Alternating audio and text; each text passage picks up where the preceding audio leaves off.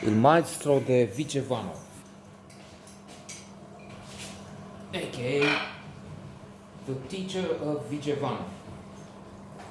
Alberto Sordi, one of the greatest actors ever, is the leading actor of this tragic comedy.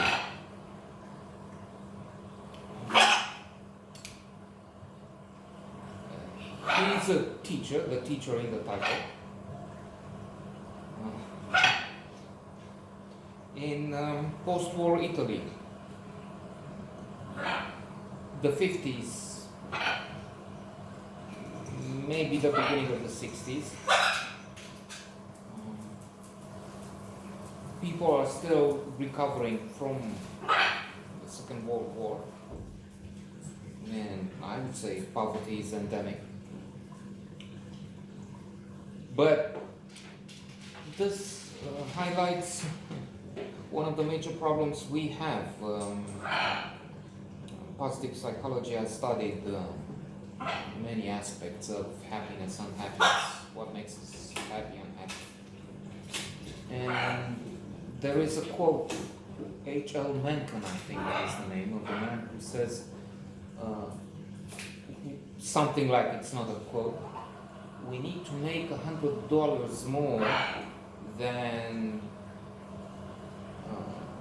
the wife's sister's husband, something like that. Why? Because we compare with others.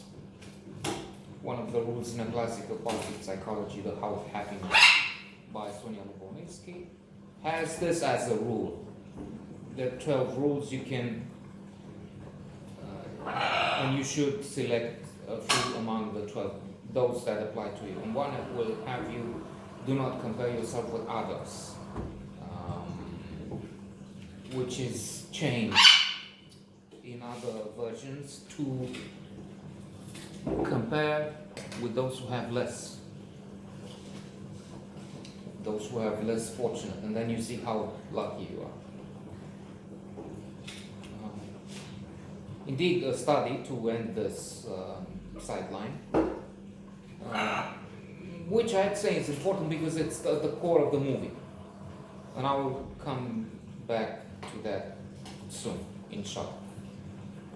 So one study found that when people are asked about two versions,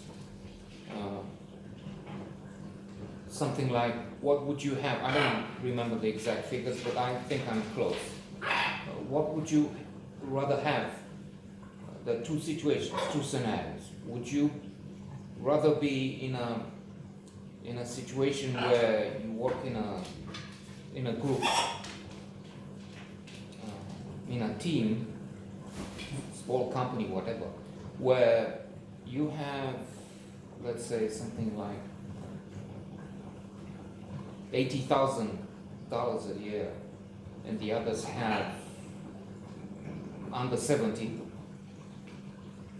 or you would prefer the scenario where you have $120,000 per year, but the others have, I don't know, 135.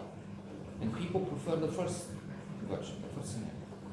They would rather have less money, but more than the rest, than have considerably more, but less than the rest.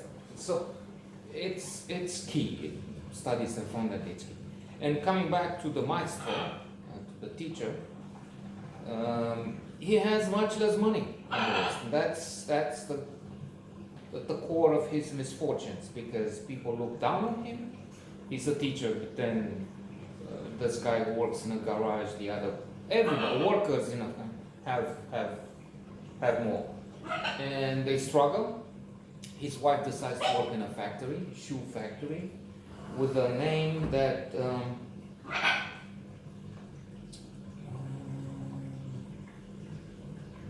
I forgot, but it's the name of a famous car, Bugatti. I think it's Signor, it belongs to Signor Bugatti. Then she comes with the idea that maybe she should make shoes, she should go into business and make shoes, instead of toiling hard for this man there, under severe with severe restrictions in tough circumstances. But then things get complicated. She's suspected to have an affair. Our maestro is jealous. He has come out of his humiliating position, because I'm thinking of two ridiculous, and I'll end with this. Two ridiculous but also humorous and tragic situations, because yes, we laugh at him as he humiliates himself, but it's sad also. So he has this tyrant, this despot of a teacher, of a principal, and whenever he comes to the class of our maestro, hero,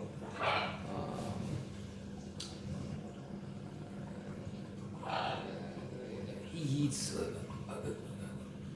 stand up. Let me know.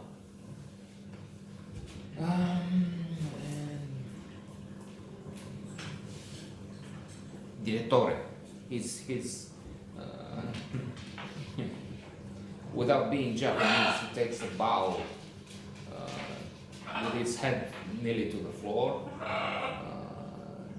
The tyrant has this preposterous habit of beginning sentences which he wants the other party to finish, even if this is one of his teachers. This inventor was important for the telescope.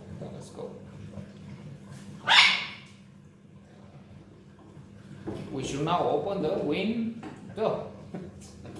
So it's amusing to a certain extent, but also embarrassing. And then to mention the other incident. So ending this abuse, towards the end, there's another thing. He's very tired because of his problems in his personal life. So what he does is he comes at school, sits at his desk. The children are wild, throwing paper airplanes and whatnot. The principal, headmaster, comes into the class, and our Alberto Sordi character is immobile. He's still sitting with dark eyeglasses, or sunglasses in there, on his nose, just sitting there. The principal is moving around, taking the glasses off, and we see that our poor teacher is sleeping again. Laughs, but it's bad. So when he comes out of and goes into business, he does something stupid. He's sitting at a table, a cafe in the city, with his former colleagues, boasting about how much he makes now. Look, the principal is passing. Oh, so you're still in humiliation in front of him. Let me tell you, I make in a week more than he makes in a year or something. And we have this scheme. I'm buying in the black market leather materials, I don't know, something like that. And one of the people in the group sits for a little while and then jumps up and goes away, and the others tell him, this guy is informing the IRS. So, our maestro has done something really stupid.